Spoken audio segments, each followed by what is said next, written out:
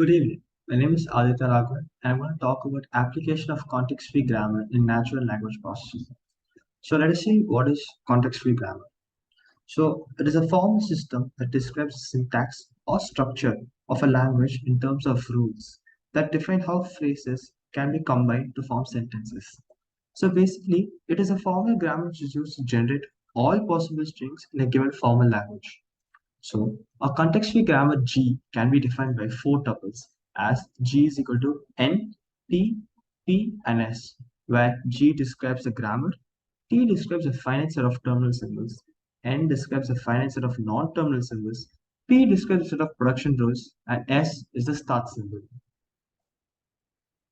So let's check for example. L is equal to WC power R, where W belongs to A, comma B, the whole start. So the start symbol S generates all strings in L by first generating a string W consisting of only A and B symbols, and then appending C in the middle, and finally appending the reverse of W, which is WR. So the first rule, S is equal to ASA slash BSB, generates all possible W strings of the form AB the whole star.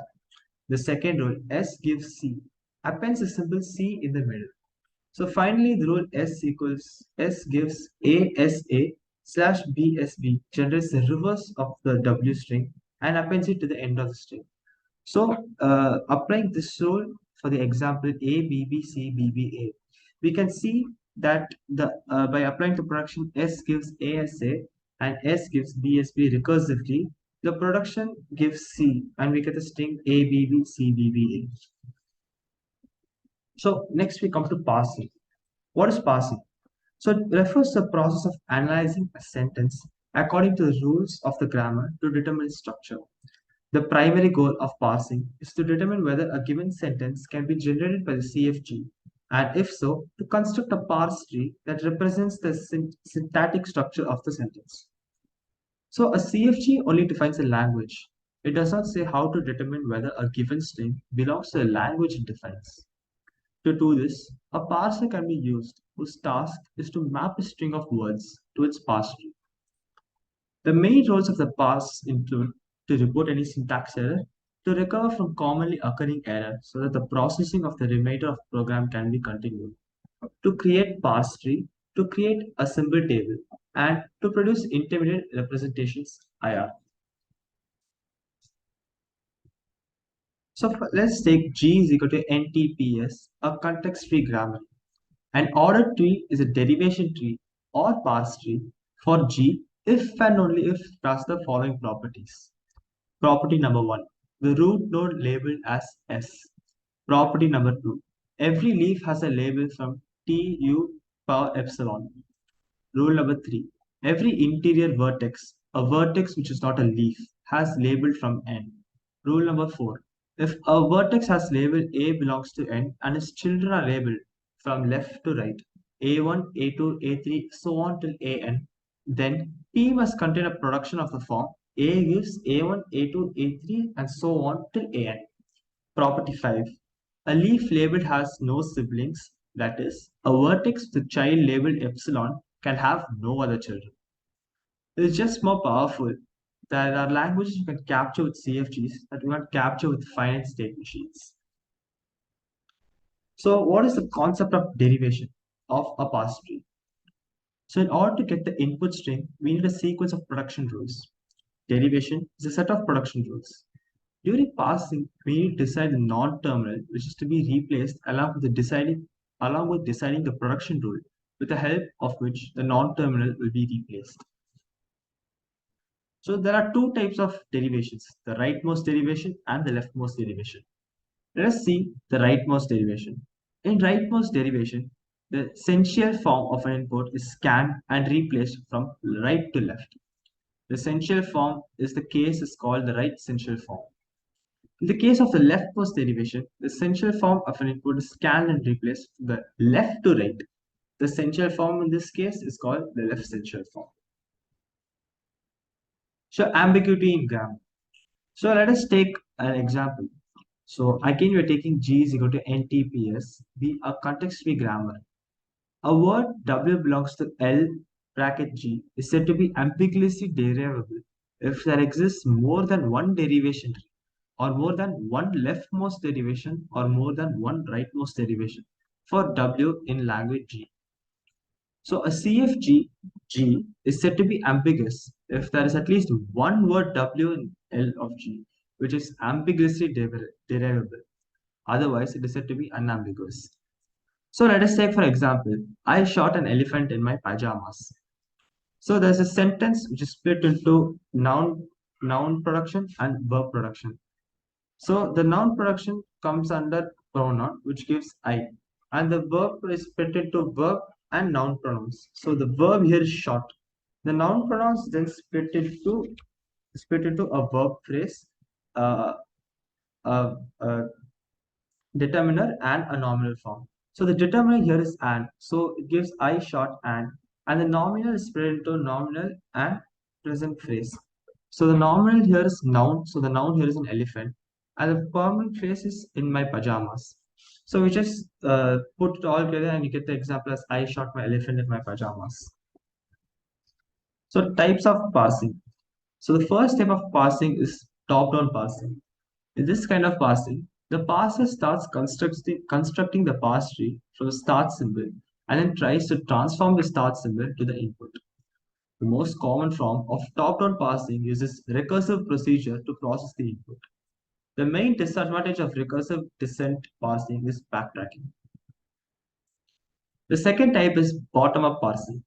In this kind of parsing, the parser starts the input symbol and tries to construct the parser tree up to the start symbol. So the concept of a parse tree. So this summarizes what a parse tree really is. So it may be defined as the graphical depiction of a derivation. The start symbol of derivation serves as the root of the parse tree. In every parse tree, the leaf nodes are terminals and interior nodes are non-terminals. A property of parse tree is that in ordered traversal will produce the original input stream. So we come to natural language processing. So what is a natural language processing? So natural language has an underlying structure usually referred to under the heading of a syntax. The fundamental idea of syntax is that words group together to form so-called constituents, that is, groups of words or phrases which behave as a single unit. These constituents can combine together to form bigger constituents and eventually sentences. So for instance, let's take John, the man. The man with the hat and almost every man are constituents called noun phrases or NP. Because they can all appear in the same syntactic context, they can all function as a subject or the object of a verb, for instance. Moreover, the NP or the noun phrase constituent, the man with the hat, can combine with the verb phrase or VP constituent run to form S, a sentence constituent. So syntax describes the regularity and productivity of a language, making explicit the structure of sentences. So there are a set of rules expressing syntax. They are NP or noun phrase can be either a proper noun or a determiner, which is represented as DET or det, followed by a nominal. A nominal can be one or more nouns. So NP can gives a determinate nominal, or NP gives a proper noun, or a nominal noun gives a nominal noun. So this is an example for context-free grammar in language processing. So we have here a context-free grammar G, that is VTSP. We have all these verbs, terminal nouns, which are indicated by the respective alphabets. So there are some notes regarding this. So note 1, in P, pipe symbol L is used to combine productions into a single representation that have some same LHS. For example, det of A and the det derived from two rules, det A and det D. Yet it denotes two rules, not one. Note 2. The production highlighted in red are referred as grammar and green are referred as lexicon. Note 3. NP are noun phrase, VP are verb phrase, PP are prepositional phrase, TET are determiners, and aux are auxiliary verbs. So, a phrase structure or constituency grammar. So phrase structure grammar introduced by Noam Chomsky is based on the constituency relation. That is why it is also called constituency grammar. It is opposite to dependency grammar. The fundamental points about constituency grammar and constituency relation. All the related frameworks view the sentence structure in terms of constituency relation. The constituency relation is derived from the subject-predicate division of Latin as well as Greek grammar. The basic clause structure is understood in terms of noun phrase NP and verb phrase BP. So example, this tree is illustrating the constituency relation as follows. The opposite to constituency grammar is based on dependency relation. It was introduced by Lucien Tesnier. Dependency grammar is opposite to constituency grammar because it lacks phrasal notes. The fundamental points about dependency grammar and dependency relation. In DG, the linguistic units, that is, words are connected to each other by directed links. The verb becomes the center of the clause structure. Every other syntactic units are connected to the verb in terms of directed link. These syntactic units are called dependencies. So the tree is illustrating the dependency relation. Is the example for this case for dependency grammar. So NP structure or noun phrase structure. So some of the rules for the NP noun phrases are here.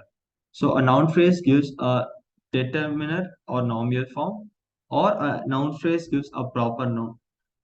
Together, these describe two kinds of NPs. One that consists of a determiner followed by a nominal, and the others that says that proper nouns, proper names are NPs. The third rule illustrates two things: an explicit disjunction, a recursive definition. So example, all the morning flights from Denver to Tampa are leaving before 10. Clearly, this noun phrase is really about flights. That's the central critical noun in this noun phrase. Such word is called as the head. We can dissect this kind of NP into the stuff that can come before the head and the stuff that can come after it. So noun phrases can start with determiners. So determiners can be simple lexical items, the, this, and etc. For example, a car. A here implies the determiner, or simple possessives, John's car, or complexive recursive versions of that, John's sister's husband's son's car. So nominals. So nominals are basically pre-modifiers such as or quantifiers, cardinals, ordinals. Three cars, adjective and verbs, large cars, ordering constraints, three large cars, etc. Post modifiers. There are three kinds of post modifiers. Prepositional phrases, example, flights from Seattle. Non-finite clause, example, flights arriving before noon. And third, relative clause, flights that serve breakfast. So verb phrases. English verb phrases consist of a head verb along with zero or more following constituents, which we call arguments. So these are the examples where a verb has an example disappear, a verb with a noun phrase, example prefer a morning flight, a verb with a noun phrase and a prepositional phrase, leave Boston in the morning, and a verb with prepositional phrase, leaving on Thursday. So these are some of the examples of you can just have a look at it.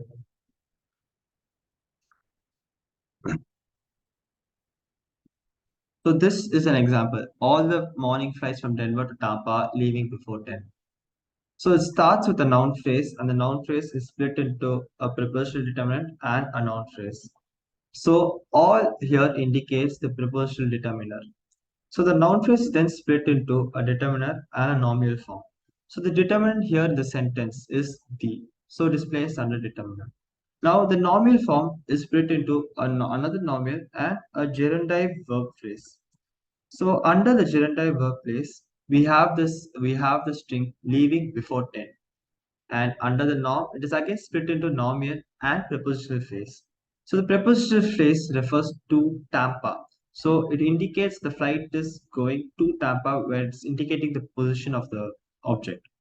So again, the nominal is split into nominal and a prepositional phrase. So the prepositional phrase indicates from Denver. Again, it's indicating the position of the flight from where to where it's traveling. So the noun is then split into noun and a noun. The noun here is flights, and the another noun here is mornings. So from this, we get the sentence: all the morning flights from Denver to Tampa leaving before 10.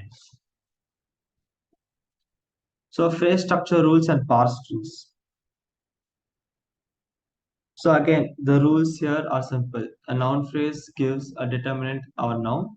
A prepositional phrase gives a preposition and a noun phrase. A verb phrase gives a verb and a noun phrase. So these are the examples. The boy in the yard took the money from the bank.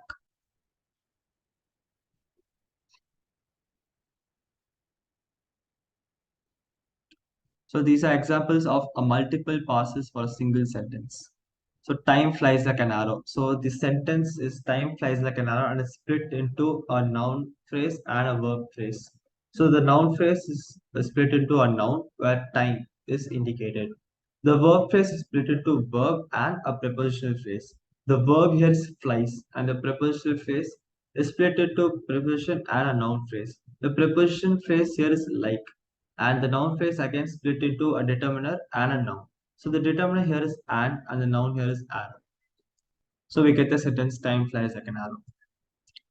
And thank you very much. I would like to use this opportunity to thank my faculty, Dr. Mariano, for being a wonderful teacher. And yeah, thank you very much.